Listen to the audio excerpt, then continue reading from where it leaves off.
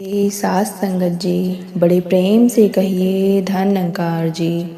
आशा करती हूँ आप सतगुरु माता जी के आशीर्वाद से बहुत खुश होंगे। दासी आपके लिए आज एक और नई साखी लेके आई है। आज की साखी का विषय है बड़ा कौन। संतो जी, ये साखी हमें आज बहुत अच्छी सीख देने वाली है। जैसे हम खुद को बहुत बड़ा समझने लगते हैं, कभी कभी हम किसी पद पर आ जाते हैं तो हम दूसरों को नीचा और खुद को बड़ा समझने लगते हैं। यही साखी हमें आज बहुत अच्छी सीख देने वाली है संतो जी। चलिए संतो जी, आज की साखी का आनंद लेते हैं। भूख, प्यास, नींद और आशा, 4 बहनें थीं। एक बार उनमें लड़ाई हो गई। लड़ती झगड़ती वे चारों बहनें राजा के पास पहुंची। एक ने कहा मैं बड़ी हूं, दूसरी ने कहा मैं बड़ी हूं, तीसरी ने कहा कि नहीं मैं बड़ी हूं, और चौथी बहन ने कहा नहीं, ये तीनों झूठ बोल रही हैं, सबसे बड़ी मैं हूं। तो सबसे पहले राजा ने भूख से पूछा, क्यों बहन, तुम कैसे बड़ी हो, जरा मुझे बताओ।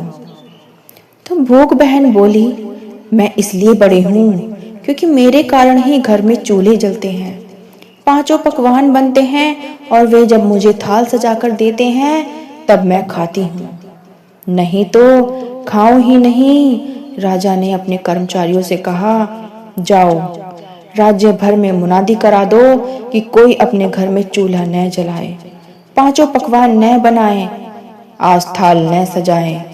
भूख लगेगी तो भूख कहाँ जाएगी।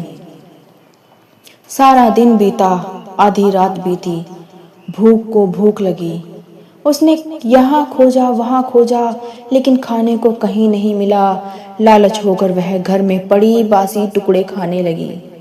प्यास ने यह देखा तो वह दौड़ी दौड़ी राजा के पास पहुंची और बोली, राजा राजा, भूख हार गई, वह बासी टुकड़े खा रही है, देखिए बड़ी तो मैं हूं। तो संतो जी, राजा ने पूछा, प्यास अब तुम बताओ कि तुम कैसे बड़ी हो। प्यास बहन बोली, मैं बड़ी हूं क्योंकि मेरे कारण ही लोग कुएं तालाब बनवाते हैं, बढ़िया बर्तनों में भरकर पानी रखते हैं, और वे जब मुझे गिलास भरकर देते हैं तब मैं उसे पीती हूँ। अगर नहीं पीऊं तो इंसान भूखा मर जाए, प्यासा रह जाए। तभी राजा ने कर्मचारियों से कहा, जाओ राज्य में मुनादी करा दो कि कोई भी अपने घर में पानी भरकर नहीं रखे, किसी का गिलास भरकर पानी न दे, कुएं तालाबों पर पहरे बैठा दो। प्यास को प्यास लगेगी तो ये कहाँ जाएगी, देखता हूं मैं भी। सारा दिन बीत गया, आधी रात बीती, प्यास को प्यास लगी। वह यहाँ वहां दौड़ी, लेकिन पानी की एक बूंद न मिली। लाचार होकर वह डबरे पर झुककर पानी पीने लगी। नींद खुलते ही नींद बहन दौड़ी दौड़ी राजा के पास पहुंची और बोली, राजा जी, नींद भी हार गई, अब आप देखिए मैं सबसे बड़ी हूँ। तभी राजा ने पूछा, अब तुम बताओ बहन, तुम कैसे बड़ी हो। तभी नींद बोली, मैं ऐसे बड़ी हूँ कि लोग मेरे लिए पलंग बिछवाते हैं, उस पर बिस्तर डलवाते हैं, और जब मुझे बिस्तर बिछाकर देते हैं तब मैं सोती हूँ, नहीं अगर मैं नहीं सोऊं तो इंसान बिना सोए जी भी नहीं सकता है। राजा ने अपने तभी कर्मचारियों से कहा, जाओ राज्य भर में यह मुनादी करा दो कि अब से कोई पलंग न बनवाए, उस पर गद्दे न डलवाए और न ही बिस्तर बिछवाए।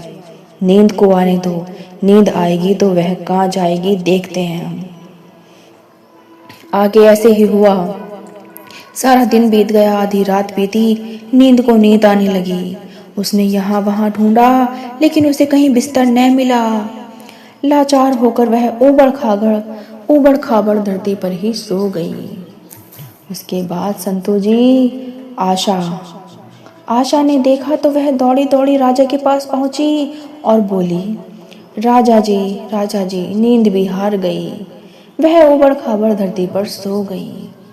अब देखिए, वास्तव में भूख, प्यास और नींद, इन तीनों में से कोई बड़ा नहीं है, बड़ी सिर्फ मैं हूँ। अब राजा ने पूछा, तुम कैसे बड़ी हो, अब मुझे बताओ।